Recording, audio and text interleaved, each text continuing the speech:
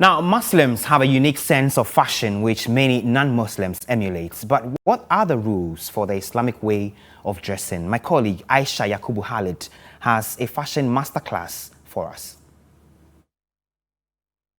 It is common to hear someone say, "She looks like a Muslim." But is there a look so obvious that persons who ascribe to the Islamic faith have? We're here on the streets of Osu to ask the question, do Muslims have a unique sense of fashion that makes them easily found out? If they do, what are those unique things?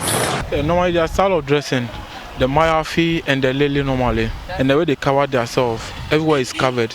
Even if they're in trousers, you could see they have longer tops covering. It's the outfit first before the veil if the person is married. The way they dress, you see it covers every part of their body, and then especially what they use to cover their head.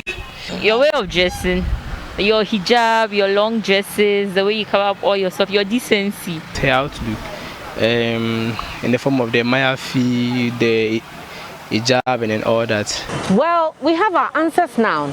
Let's put this to a test. I'm showing my test group a non-Muslim dressed in a hijab and other accessories that are assumed Islamic, and a Muslim without one. Let's see what their answers are. Do you think that this is a Muslim? Yes. How about this? Do you think this is a Muslim? No.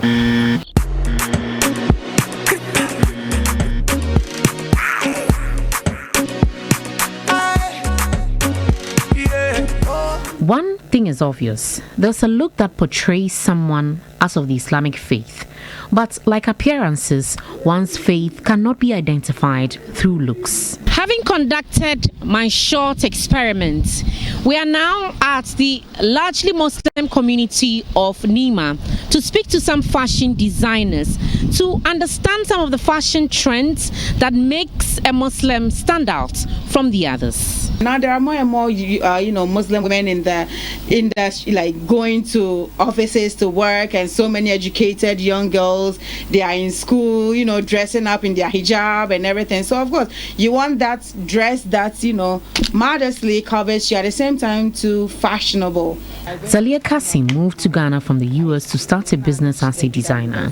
She says, though aware of the rules for Islamic clothing, elegance is an underlying principle in her clothing, and she advises her clients, especially the women, not to be shy in expressing that. Gradually, fashion has evolved. So I don't see anything wrong with the modern hijabi woman, going with the flow. I mean, so far as I'm fulfilling my religious obligations, I'm covered. I don't see why, if I found a way to make something fashionable and look presentable, it's an issue. Auntie Janet is a converted Muslim and has had over a decade experience as a seamstress.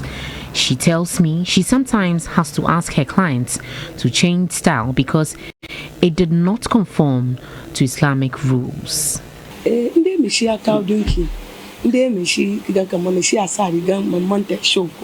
always advise my Muslim clients to cover up because the rules demand us to be modest.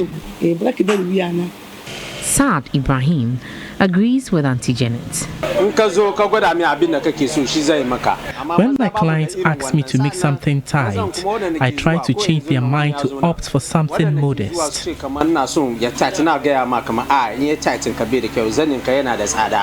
Hakim Sanusi, CEO of Done, is however a liberal. Modesty is all about covering up. So, in as much as we are covering the Muslim bride, we also want her to look elegant and beautiful. Even if it's a simple casual wear, we need to make sure that we have a touch of detailing, at least class to it. In Islam, both men and women are required to dress modestly. However, there are special rules that are to be followed when it comes to choosing the right outfit. Muslim cleric Sheikh Armiel Shaibu explains what those rules are. Don't be extravagant. For the female, make sure you don't expose certain parts of your body. So that's what the Quran will say, that lower your garments and put your veil around your chest such that people around you will see you as a dignified woman. It is obvious so much informs the Muslim fashion style and perhaps how they stand out as a group. But how is the modern Muslim woman able to infuse the style into the new fashion trends? That will be the question I'll be answering when I engage a section of young Muslim women next.